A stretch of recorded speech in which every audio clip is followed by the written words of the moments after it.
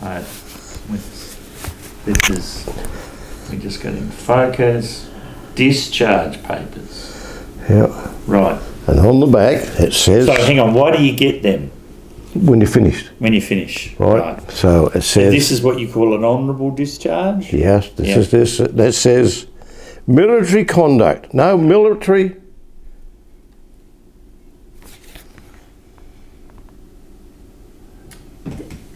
Yeah. Conduct. Very good. And it says, this soldier here has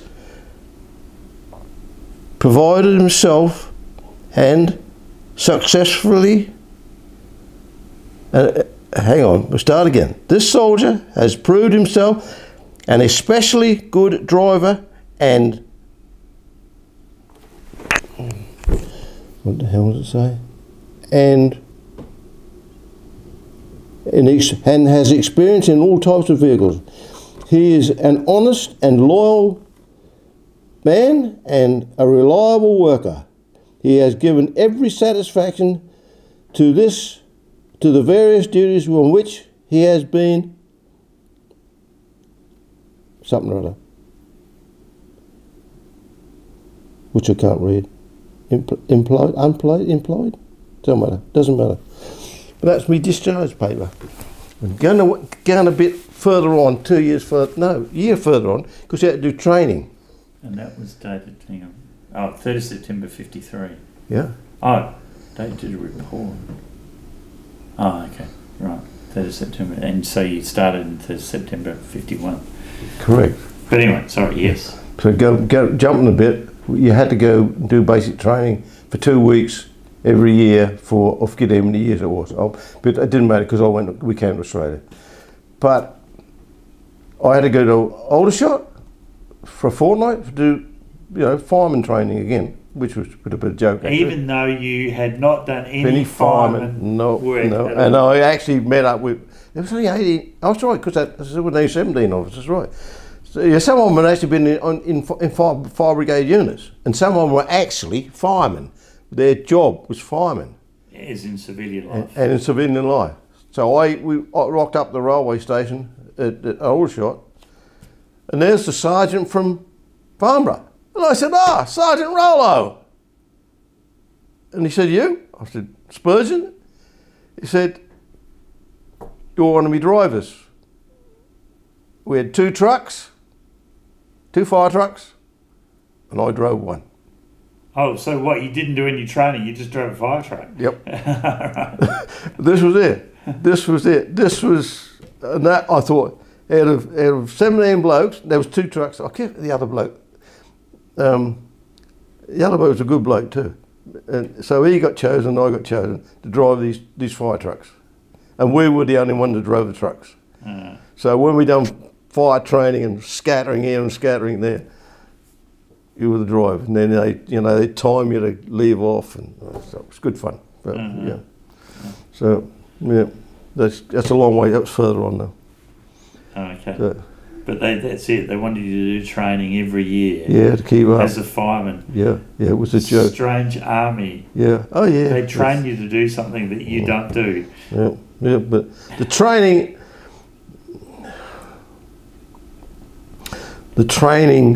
At Manchester was fairly rigorous. That was. I mean, they were 2 nice blokes.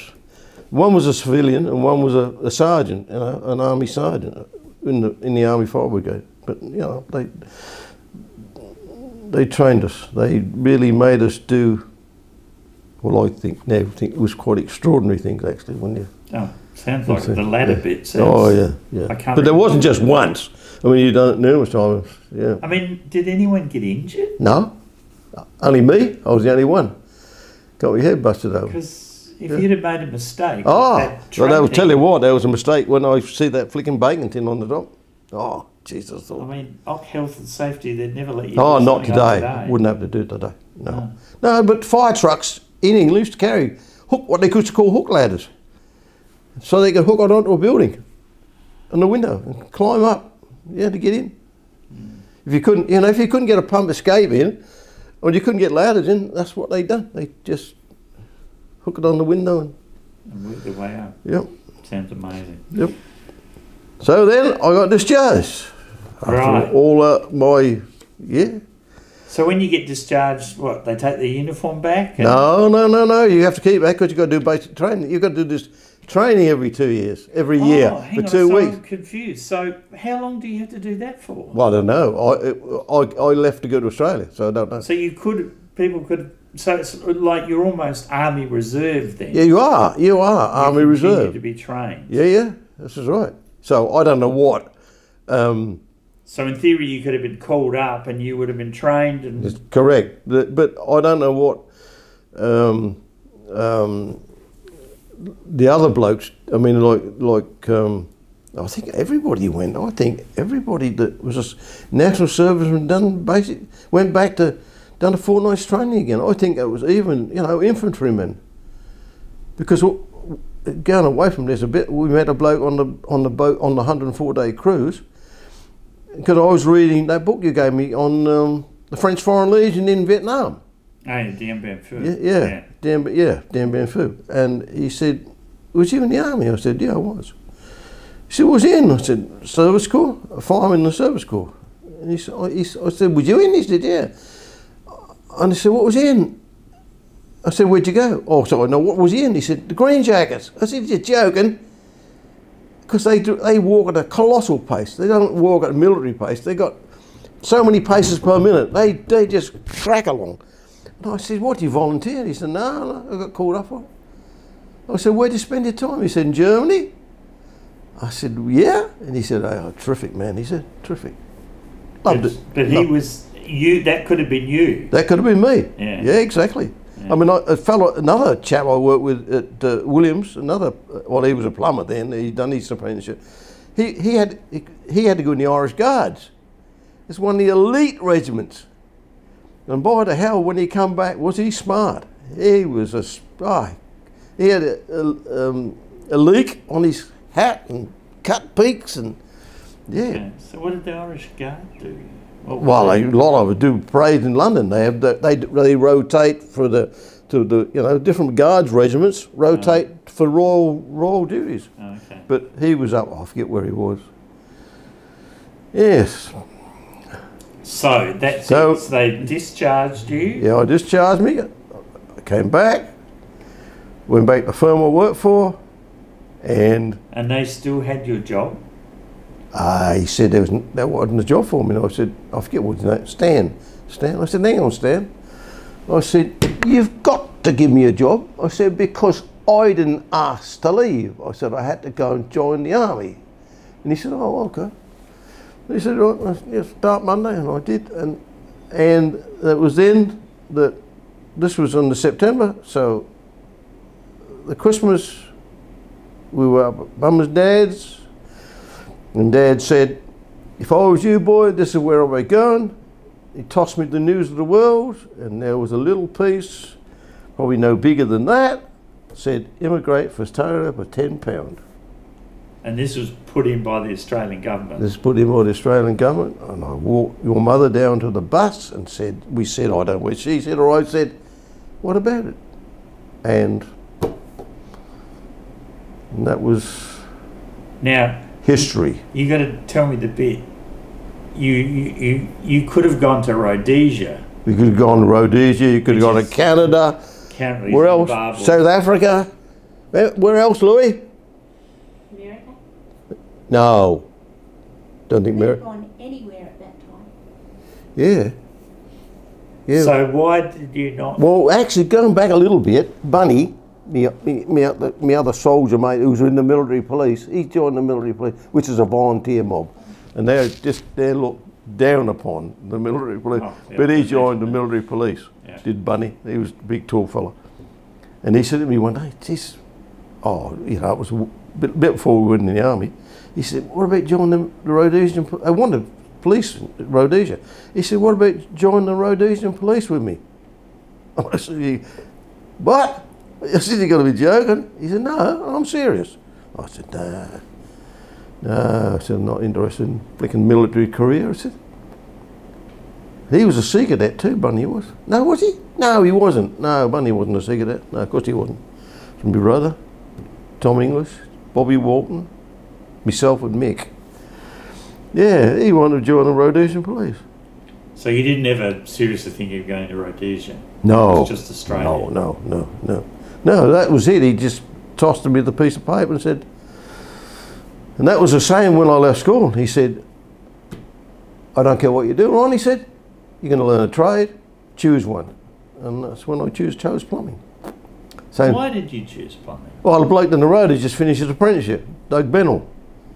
He was a army cadet, and actually he was the drum major in the army cadet band, and he worked for the same mob as I actually went to, H.E. Williams. So and he said, oh no, good job. So I said, no, I'll be a plumber. And my brother left school and he told him the same thing, but he started with a mob that I worked for as a tinsmith, but he didn't like it, so he went to the gas company as a gas fitter and got his London City and Guilds. He was smarter than me. I just done my trade, but he done the exams and whatnot and got his London City and Guilds, which is a pretty high esteemed apprenticeship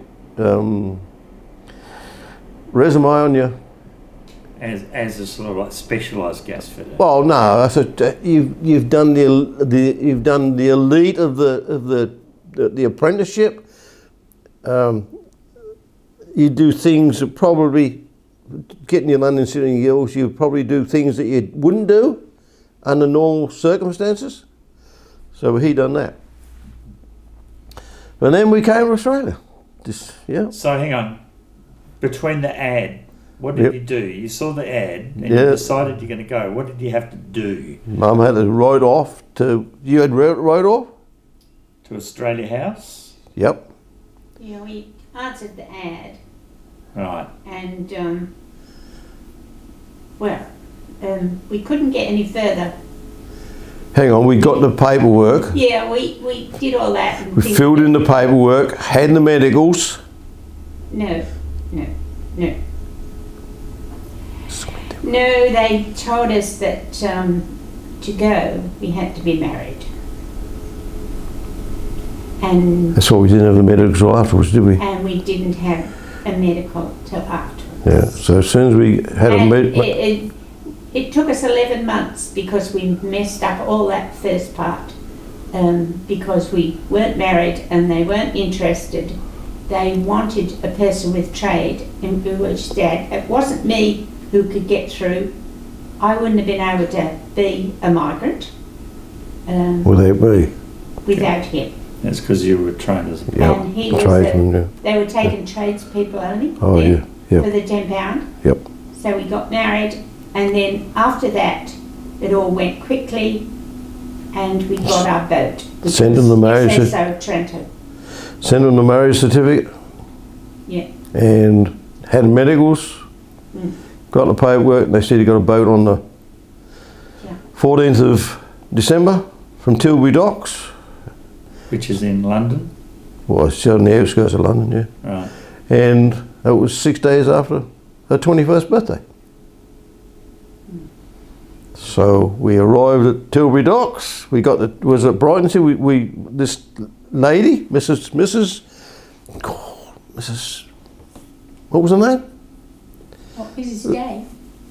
It was a place we had half a place. Mrs. Day. Mrs. Day, yeah, and Mr. Norfolk, wasn't it? Yes. Yeah, and they had a. He skipped the wedding, you know. Okay, we're just getting the going to Australia bit. Yeah, and Mr. Wedding, wasn't it? Yeah, get back to that. Come back to that. Yeah. Well, the Australian part is, I suppose it's secondary, isn't it?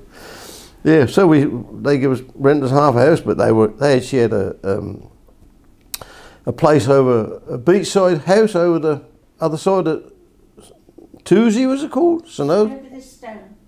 Yeah. So we had the house to ourselves from. We didn't. Oh goodness. Oh. No. So they lived in part of it, and we lived in part. Yeah, but a lot of the time they weren't there, were they? No, they were there. She even taught me how to cook. You did say that. She told me my mother didn't see me properly. So anyway. So this was after you got married and Yeah. until you left. Yeah, we Yeah, had Australia. a week in London, you know, bed and breakfast, wasn't it? See the sights of London, came home and spent a week in diddling around in Brighton, and went back to work, and then the paperwork come and said, You can leave. you got a berth, yeah. So, okay, so that took 11 months from the ad to Time we sailed, yeah. when you left. Only because we weren't married. Only because we weren't married. Oh. Yeah, yeah. They said, as soon as you get married, as soon as you send us a copy, or was it this birth certificate, you'll get a berth. And that was the case too. We weren't, you know. So could you not have gone as a single person, as a... Oh yeah, absolutely. You could have gone. Oh yeah, absolutely. But Mum couldn't have gone. No. Right. Okay. No. Amazing they were being picky even then. Yes, they were. They were, yeah. Been picky ever I mean, since. the one family we got associated with, he was a cook. I mean, I suppose they wanted cooks, I don't know. They wanted all trade. They want all tradespeople, trained yeah. People. Yeah, tradespeople, yeah. Trained. Yeah, training something or other. Yeah, I mean, the chap that came in the hut opposite us, he had 3 kids, and he was a Welshman. They were a Welsh family, and he was a miner, but he got sent to, well, he didn't get sent, he went to the Snowy to do tunnelling in the Snowy Mountain hydroelectric scheme. And how we would have got back, I mean, yeah, go on, it's another story. How we would, because there was no accommodation for families, because Coombe was nothing, and that was the only half-sized place. And Adam and the township, they were demolishing it, that was going to go under the water.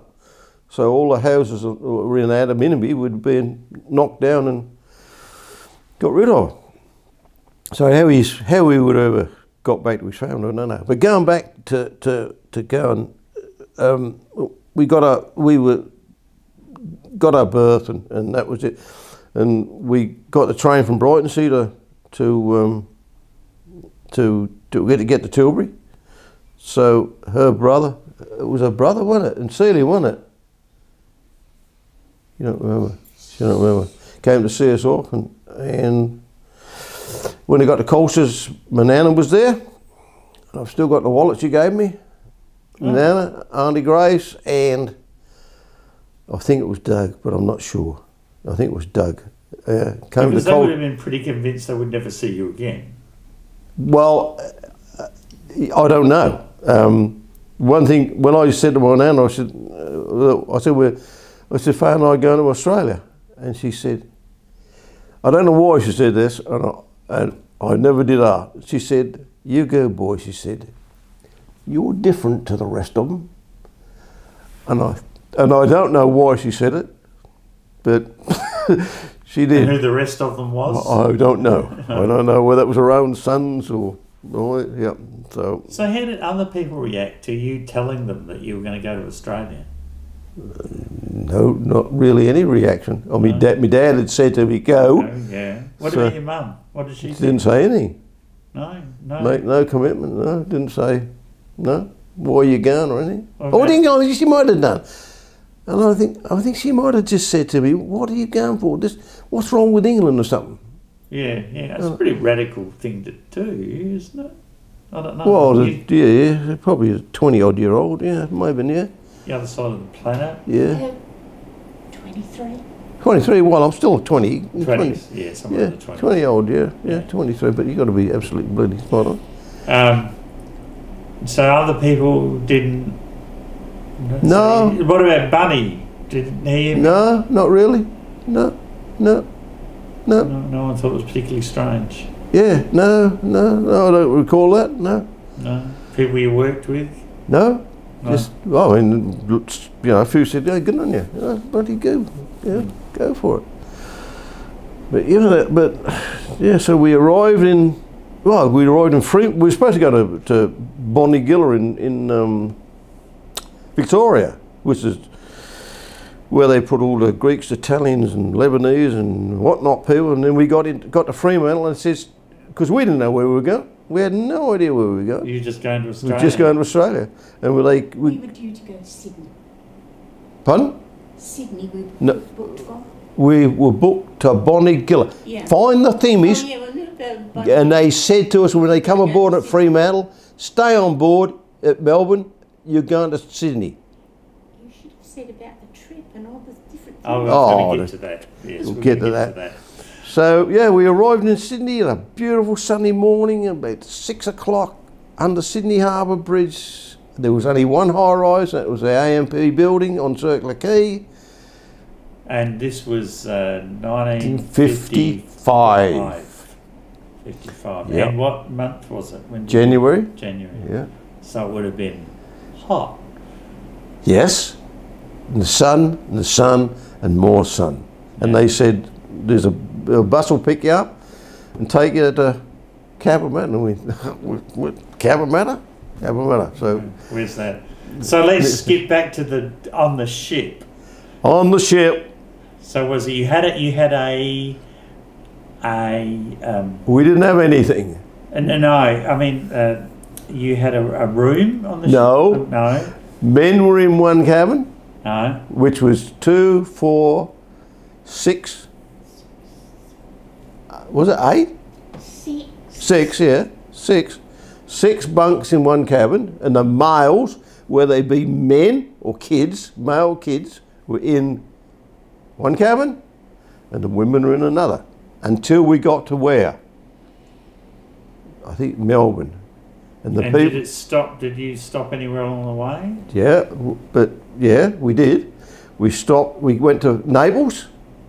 It's the first port of call. Because you went through the Suez Canal. Yes, yeah. So we went to Naples, picked up a lot at Messina, who came aboard with their parcels on their heads. The women carrying the parcels, and we thought, oh, here we go. This is good. And then we went to, where did we go then? They were begging in the streets. At Naples, yeah, they were begging. There was a big steel gate, and they were, you know, have you got any money? Have you got any cigarettes? And yeah, this was in Naples. Dogs mess everywhere. And we went to. Then we went. to Did we do? We didn't go to Port Said, did we? Not on the way out. Yeah, we went to Aden. Yes, we did. We stopped at Aden in the middle of the night. Yeah, but we were in the Bitter Lakes at Christmas. Yeah, yeah. So we went to Aden, got to pick up water, so called, because the ship was. Oh, it was a tub. That was a tub. Really was. How many people do you think were on the ship? Oh, I really don't know. It wasn't that big. No. No, I really don't know. It's not. No air conditioning. It was And terrible. Big long dining tables, and we had a Scotch family on our dining table. We'd done how many kids, and as soon as the food come on the table, You'd vacuum it up. they take it up. Salt baths. Yeah, oh yeah, we'll get back to that. saltwater Yeah, we'll get to that eventually. So yeah, so we went through the sewers. We were in the Bitter Lakes on Christmas Day, and the British soldiers were Bitter Lakes. This in the middle of the Suez middle Canal. of the Suez, right. Yeah, yeah, and the soldiers were on the banks because The British soldiers. British soldiers are on the banks waving away, and because Nasser had said he was going to take over the Suez Canal, and the British said, "No way, you're not." And So, they'd gone and invaded. so they'd gone over to say to fix up. Who was it? I think it was Nasser. Yes, it was NASA. Yeah, Yes. to fix him up and say, you know, don't come at it. And so we sailed out of the Suez Canal. Where the hell do we go then? Sri Lanka, but it's now. Hey. What was Sri Lanka That before? was Colombo. Yeah, we went to Colombo. We went to to, Bombay. yeah, We went to Singapore. Yeah. Singapore, yeah, Colombo. They would, Colombo. People were in thatched, reeded, what you call, or would you call them humpies on the sides of this river thing. You know, that's where they were living. That's what they were like in Singapore. I know, but then we went to Singapore, and Singapore was so poor to what it is today. After what was his name? Lee Kuan Yew. Yeah, Lee Kuan Yew. Yeah. So why did they stop? Well, stop off water. Water. Yeah, because she was a tub. Yeah. She was a trooper during the war, carting troops around.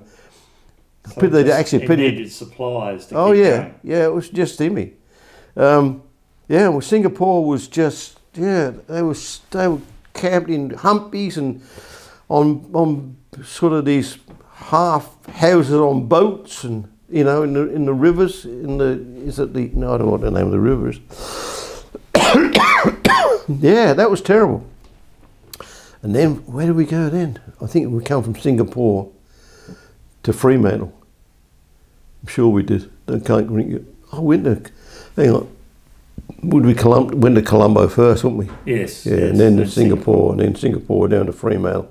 Fremantle to Melbourne, where they unloaded the people's baggage on pallets with no nets. I mean, Fremantle had nets, so they put the people's cases and everything on the pallet, and as they pulled the crane pulled the rope up to lift them onto the side of the quay, the boat. Okay.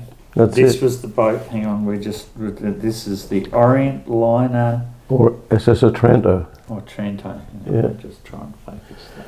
Yeah. Yeah, Trento. She was the tub. Right.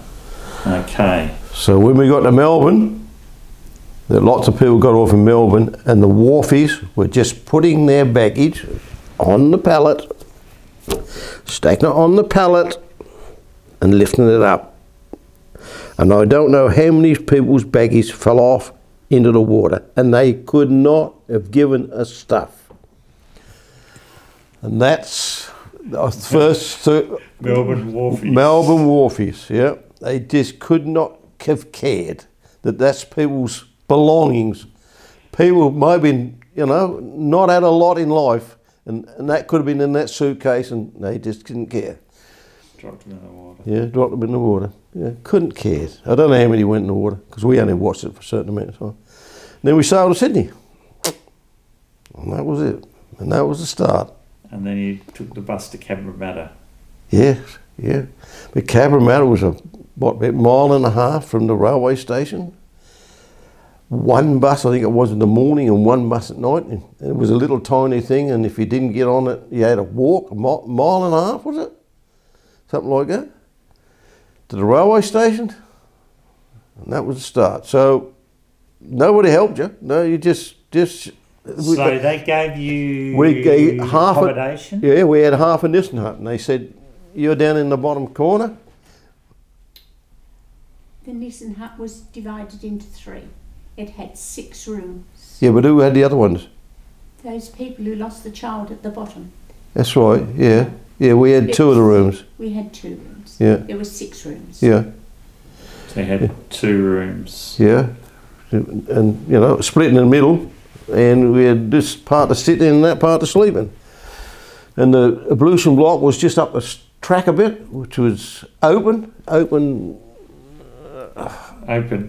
Yeah, open thingy, open at the bottom, open at the top. Frogs, grasshoppers, whatever. And that was...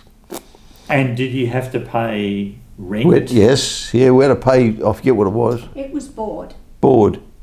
And we got food. Oh, you got food as well. Oh, so yeah, there was a cafeteria. Oh, big big cafeteria. And the food was good. There was 1,000 people on the hostel, and we were the only single couple. We were the only couple on there with no kids. Oh, okay. Yeah, and the food was, how many eggs do you want? How much bacon do you want? Now, after leaving England after years of almost poverty through the war. But we should explain why, because in England when you left there was still rationing. There was still a certain amount of rationing, yeah. England during the war was tough. No worry about that. I mean, these blokes, this film about Dunkirk, yeah, the English people, yeah, they done it tough too. So you got to Australia and there's plenty of food. Oh, Jesus, it was just a joke. Oh, and they'd give you crib, they called it crib. And that was lunch to take with you in a sandwich. They'd ask you what sort of sandwiches you want, and you pick it up in the morning and go and do your job. And so when you got there, you didn't have a job. No, I didn't have a job. They gave you 2 rooms. Yes, it, and you're on your own. That was it. There's there's no advice, counselling on what job you no could get. whatsoever. So how did you get a job? I went to Liverpool, which was the next biggest place, and went to the Labour Exchange and said I want a job as a plumber. They said, oh, I need a plumber at Ingleburn Army Camp. So righto, on the Monday morning, I puts my overalls on, which I would do in England to go to work, gets on the train to Liverpool, and everybody's dressed up, and I think, hang on, what the hell's going on here? Nobody dresses in their working clothes to go to work. So there stands me in the boiler suit with a tin of tools, go to Liverpool, and that was to do maintenance in this army camp, and we just sat around, and I said to this bloke, there's another plumber there. I said, well, when are we going to do some work? He said, when it comes in. And I said, Christ, man, I said, I haven't come 12,000 miles to sit on my flicking butt all day. I said, I'm finishing Friday night. So I did. So after what, 5 days? 5 days. I packed up and got a job with another bloke. Oh, he was an armpit. But anyway, because I got to know lots of other tradesmen in the camp. And this fella, he was a drainer, and he said to me, geez, he said, Ron, he said, they need plumbers on Broadway for the new Sydney Morning Herald printing press. They're building a new printing thing. And he said, such and such, if they go there, tell them such and such sent you. And so I rocks up and I said, oh, you know, you're looking for plumbers? He said, no, we don't know any. I said, but hang on, such and such sent, I can't read his name now. He said, oh, righto, when can you start? I said, tomorrow. And I started. And I met up with the bloke I was working with, an armpit. He was an armpit of a bloke. He really didn't want to work or anything. And he was old, well, to me he was old. And I got to know this Vic. He was a POM. He was a sailor, but I don't know if he was a sailor as a national serviceman or was a sailor, but he was a good plumber. And whenever, we used to work 6 days a week, and whenever there was work to be done on Sundays, Vic and I were always in, because they knew they could say to us, this is what we need to do, and you could do it. And you could be left unattended. We could be left unattended because we'd been trained as tradesmen, which is a lot of things today here. This is what they call cottage plumbers. They only do cottage work. I mean, God almighty, we done, at Williams, we done, oh man, we used to do all sorts of things. Big sectional boilers, big central heating systems, little domestic heating for hot water in houses, and yeah, loads of, you know, we were really trained as plumbers. But yeah, so that was me, and I stayed there until, I stayed there. Oh, no, that's right. We had so many bloody strikes. The Carpenters Union and they were going on strike for this, that and the other, and we'd all go on strike. And I said to Vic, stuff this, Vic. I said, I bloody had enough of this going on strike. I said, I'm packing up. I said, and find something else. And he said, so am I. I said, oh, righto. So we did, and he said, they need plumbers at Fairfield. They're building a new hospital at Fairfield. He said, they need plumbers there, I believe. So I was rocked up. So they said to this bloke, you need plumbers? And he said, yeah. When you start? We said, now. He said, right, start now. You do all the pipe work underneath braze all the pipe work underneath the hospital. You know, steam, water, whatever. So I said to Vic, I got under this floor. I mean, it was fairly high. We had a feeder's copper. I said, I haven't done brazing in my life, man. He said, I'll teach you. So he taught me to braze under the floor. That's why I learnt me braze. Yeah. So there really wasn't hard to get a job. Oh God, no. There was if you opened the Sydney Morning Herald, there was there was loads of people wanting plumbers. Yeah, but there was plumbers and plumbers, and I mean this bloke I did go to. I can't what the place was. He used to do a lot of sheet iron work and that. And I mean I hadn't done sheet iron work. I was a plumber. But see, here, that's what they do. They do sheet iron work, but they don't do the big stuff. They don't do the stuff where you need to use your brains and that. Yeah, no, there was a ton of work. There was. So anyway, Fairfield Hospital finished. So hang on, let's jump back to Yes. Cabramatta. How long were you there? Oh, well, this is migrant hang on. This is another part of the story. Right. So, Fairfield Hospital finished, and they said, I said, well, what have you got on now? And they said, oh, we've got to go to Snowy. We do the central heating the huts in the Snowy. And I said to Vic, ooh, Snowy? And he said, oh yeah, that's all right, we'll go to Snowy. So I said to him, I'm going to Snowy. And this was, I don't know, how far would it be? A couple hundred miles? Yeah, away from Sydney. Yeah, so I left for in Cabramatta. So we were putting the heating through the huts, welding up the pipework through the huts. And he said to me, we'd been there, I think just a week. He said, Ron, these bastards here, he said, are getting £2 a week more than us. I said, no, such and such and such. I said, well, stuff them. Tell them we want £2 a week more. So he said, oh, we want £2 a week more, and we're going back. And they said, we're not giving it to you. So we said, we're going back. So we done 2 weeks in the Snowy and back to Cabramatta. And he was living over on the race course at, I think it's Ingle Farm. There was old army. There was an old army camp, and they were putting civilian families into these, because there was no housing. And I said, well, I ain't getting another job, so I've got the Sydney Morning Herald, and there's this job for a plumber at Botany, at a tannery. So, well, I didn't know what tannery was. So I just drove over, and the foreman was Herb Farron, and because he said, I'll show you, because he called me Ron, which everybody calls their name, he said, I'll show you around the place, Ron. And I did, of course, and I knew all about it. I knew about the steam work and this, that, and the other. Because you'd done that sort of stuff. stuff. And he said, you know a little bit about this? I said, oh, yeah, I've done this, a bit of my life. And he said, well, just hang on here. And he came out and he said, you got the job. So then, that was, oh, Christ, that was a forget. How far would it have been from Cabramatta? We moved to another hospital. Yeah, we're definitely, but anyway, so we used to work. And I lost my wonderful job. She did too, but we used to work Saturdays and Sundays every other week, and I've left at 3 in the morning, and one, because I didn't rock home, because Mum thought I'd had an accident. She's trying to find out where the hell I was. So then we moved to Bunurong Hostel.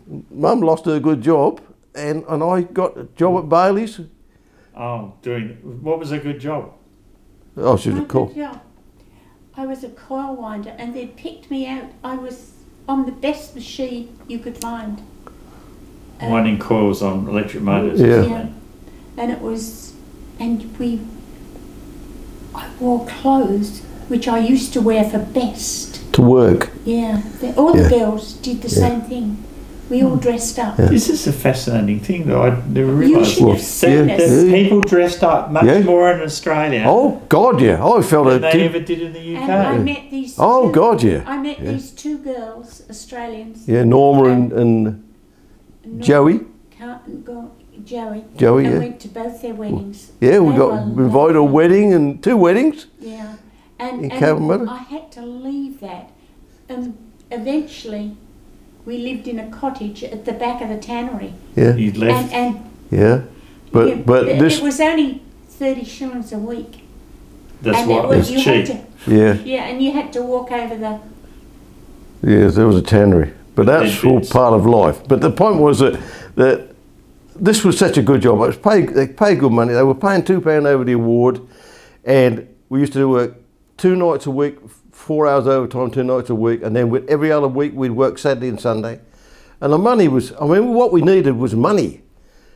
And then, I don't know how long I'd been there then, and this cottage came empty because the bloke who was living in it, there was 2 cottages, and the bloke who was living in it had a house built and moved out. And I said to Morris Bailey, which is one of the owners of the TV, and this is the thing here, you call everybody there cushion there. I said, Morris, I said, one of your cottages is empty. I said, do you mind can we rent it for a short time while our house is built at Miranda? And he said, yeah, sure. So that's what we done. And you rented a cottage. And you were getting a house built. Built at Miranda, yeah.